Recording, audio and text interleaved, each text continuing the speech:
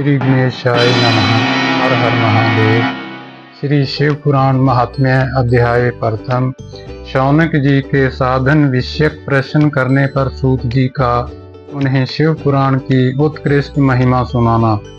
श्री शौनक जी ने पूछा, महाज्ञानी सूत जी, आप संपूर्ण सिद्धांतों के ज्ञाता हैं। प्रभो, मुझसे पुराणों की कथाओं के सार तत्व का विशेष रूप से वर्णन कीजिए। ज्ञान और वैराग्य सहित भक्ति से प्राप्त होने वाले विवेक की वृद्धि कैसे होती है तथा साधु पुरुष किस प्रकार अपने काम, क्रोध आदि मानसिक विकारों का निवारण करते हैं। इस घोर कलिकाल में जीव प्राय असुर स्वभाव के हो गए हैं। उस जीव समुदाय को शुद्ध बनाने के लिए सर्वश्रेष्ठ उपाय क्या है? आप इस समय मुझे ऐसा कोई शाश्वत साधन बताइए जो कल्याणकारी वस्तुओं में भी सबसे उत्कृष्ट एवं परम मंगलकारी हो तथा पवित्र करने वाले उपायों में भी सर्वोत्तम पवित्र कारक उपाय हो। आप वह साधन ऐसा हो जिसके अनुष्ठान से शीघ्र ही अंतःकरण की विशेष शुद्धि हो जाए तथा उससे निर्मल चित्त वाले पुरुष को सदा के लिए शिव की प्राप्ति हो जाए। श्री सूत जी ने कहा, मुनि श्रेष्ठ शौनक, तुम धन्य हो, क्योंकि तुम्हारे हृदय में पुराण कथा सुनने का विशेष प्रेम एवं लालसा है। इसलिए मैं शुद्ध बुद्धि से विचार कर तुमसे परम उत्तम शास्त्र का वर्णन करता हूँ। वत्स, वह संपूर्ण शास्त्रों के सिद्धांत से संपन्न भक्ति आदि को बढ़ाने वाला तथा भगवान शिव को संतुष्ट करने वाला है।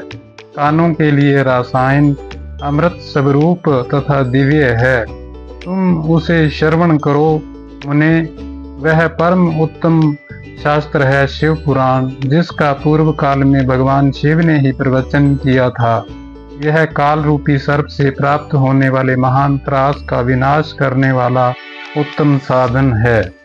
गुरुदेव व्यास ने सनत कुमार मुनि का उपदेश पाकर बड़े आदर से संक्षेप में ही इस पुराण का प्रतिपादन किया है।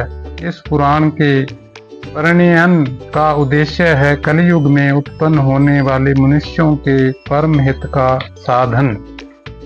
यह शिव पुराण परम उत्तम शास्त्र है। इसे इस भूतल पर भगवान शिव का वांग में स्वरूप समझना चाहिए और सब प्रकार से इसका सेवन करना चाहिए। इसका पठन और श्रवण सर्व साधन रूप है।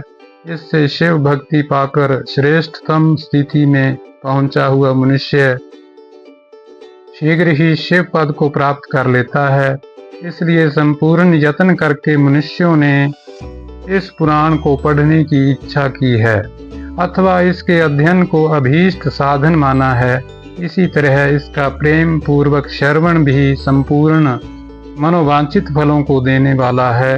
भगवान शिव के इस पुराण को सुनने से मनुष्य सब पापों से मुक्त हो जाता है तथा इस जीवन में बड़े बड़े उत्कृष्ट भोगों का उपभोग करके अंत में शिवलोक को प्राप्त कर लेता है। यह शिव पुराण नामक ग्रंथ 24,000 श्लोकों से युक्त है। इसकी 7 संहिताएं हैं। मनुष्य को चाहिए कि वह भक्ति, ज्ञान और वैराग्य से संपन्न हो बड़े आदर से इसका श्रवण करे।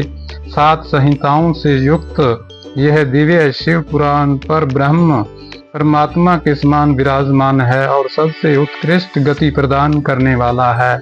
जो निरंतर अनुसंधान पूर्वक इस शिव पुराण को बांचता है अथवा नित्य प्रेम पूर्वक इसका पाठ मात्र करता है, वह पुण्यात्मा है, इसमें संशय नहीं है। जो उत्तम बुद्धि वाला पुरुष अंत काल में भक्ति पूर्वक इस पुराण को सुनता है, उस पर अत्यंत प्रसन्न हुए भगवान महेश्वर उसे अपना पद प्रदान करते हैं। जो प्रतिदिन आदर पूर्वक इस शिव पुराण का पूजन करता है, वह इस संसार में संपूर्ण भोगों को भोग कर अंत में भगवान शिव के पद को प्राप्त कर लेता है। जो प्रतिदिन काल से रहित हो रेशमी वस्त्र आदि के वेष्टन से इस शिव पुराण का सत्कार करता है, वह सदा सुखी होता है। यह शिव पुराण निर्मल तथा भगवान शिव का सर्वस्व है। जो यही लोक और परलोक में भी सुख चाहता हो, उसे आदर के साथ प्रयत्न पूर्वक इसका सेवन करना चाहिए। यह निर्मल एवं उत्तम शिव पुराण धर्म, अर्थ, काम और मोक्ष रूप चारों पुरुषार्थों को देने वाला है। अतः सदा प्रेम पूर्वक इसका श्रवण एवं विशेष पाठ करना चाहिए।